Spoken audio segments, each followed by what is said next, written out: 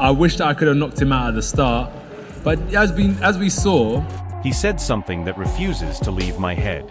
He said he wished he could have ended it in the opening moments. Not because he needed to prove anything, but because he knew he could. According to him, early in the fight, the other man leaned in close and whispered, "Please be easy on me." That alone changes the temperature of the room. Because that's not strategy. That's fear. And 40 seconds later, a jaw was shattered, and the line between performance and consequence vanished. He didn't speak like a content creator afterward. He spoke like a fighter who knew something had gone wrong beyond the punches. The day after I woke up and told my wife, "Why did I do that?" I don't know. I just don't know what the hell goes on. What makes it heavier is what followed the next morning. He said he woke up and asked his wife a question that sounded more like regret than reflection. Why did I do that? He couldn't even explain it himself. He talked about a dark period in his life, about being capable of ending things immediately, and about choosing not to. He used language that made people uncomfortable. Talk of being handcuffed. Talk of selling something he shouldn't have sold. And when fighters start talking like that, people should listen instead of laughing it off. Who just had a boxing match that looks like a sparring match with a 58-year-old Mike Tyson. And then you're going to fight one of the absolute scariest knockout artists in the heavyweight division. Because whether anyone wants to admit it or not, this didn't look like a normal fight to a lot of experienced eyes. People replayed the footage and pointed to moments that didn't add up. Hands dropping, chins being presented, movements that looked less like survival instincts and more like compliance. And that alone doesn't prove anything, but it raises questions. Especially when the same person then steps in with one of the most dangerous punchers in the heavyweight division. That leap isn't brave. It's reckless. That guy did great for someone who's been boxing for like less than a decade. He has had no real professional opponents other than Tommy Fury that were legitimate world-class boxers. He later said something else that mattered. He said the first 20 seconds were enough. Enough to end it. Enough to make his point. And then he stopped himself mid-sentence, clearly aware that saying more could come back to haunt him. Fighters don't censor themselves like that unless lawyers already exist somewhere in the background. Oh no, I don't remember the fight that much. I kind of blanked out a little. Listen, know what I remember? Coming back from the first round, and then the next day I remember Jacob doing some kind of, I don't know, what was he doing at the ring? Oh yeah, a little bow at the end, he bowed. And that's the last thing I remember. But the day after the fight, right after the day after, I woke up and told my wife, "Why did I do that?" I don't know. I just don't know what the hell goes on. What did you think of Jake's power, man, when you were in there? I don't remember it, but my body was really sore. Yeah, my body, my chest, my stomach and stuff was really sore. People keep saying influencer boxing will survive this, and they're probably right. But poison doesn't kill instantly. It weakens slowly. And this moment poisoned the well.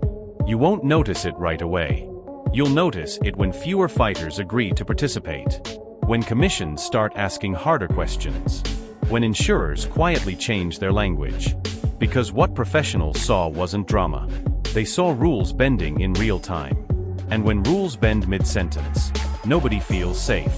He's also nuts, right? Just the fact that he's willing to fight the two-time heavyweight champion, former Olympic gold medalist, a guy who's gigantic in his prime, built like a Greek god. Yeah. And you're going to stand, and he's a one-punch killer, and you're going to stand in front of The Mike Tyson angle still hangs over everything like unfinished business. Memory gaps aren't jokes. Blank stretches aren't punchlines. They're warning flares. And flares exist for one reason, to signal danger. Whatever that situation was, it never got resolved. It got buried under hype and memes. And then Joshua's punch dug it back up. And once something buried comes back into daylight, people start asking who put it there and why. It's you could only take so much. And at a certain, like that one that he got from Joshua, say if you have like a punch card, you have like so many punches that you can get in your life, which I believe you do. I believe there's a certain number.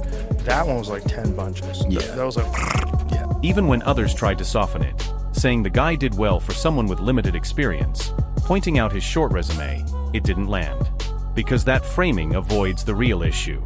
The issue isn't effort. It's structure. It's context. It's what happens when spectacle pretends to be sport long enough that people forget the difference. In pain?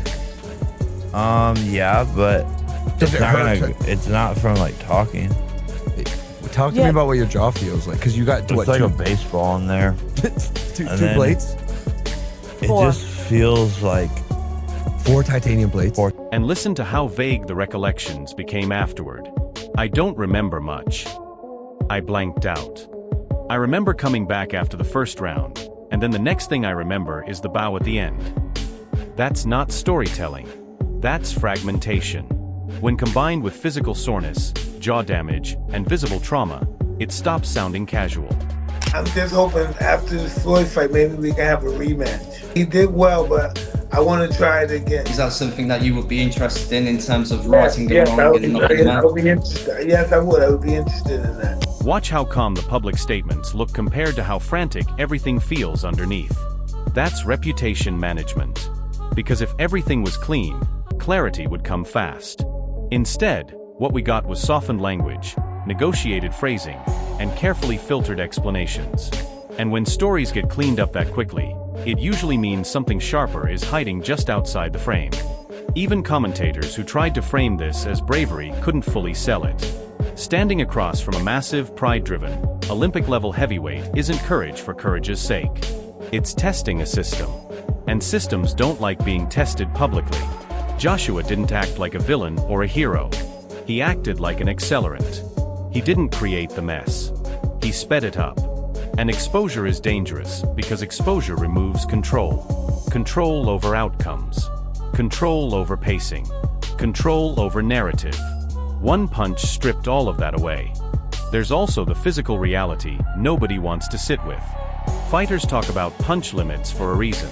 Not as superstition, but as lived experience. And some punches don't count as 1. They count as 10. That one did. It wasn't symbolic damage. It was real. Plates. Titanium. Metal.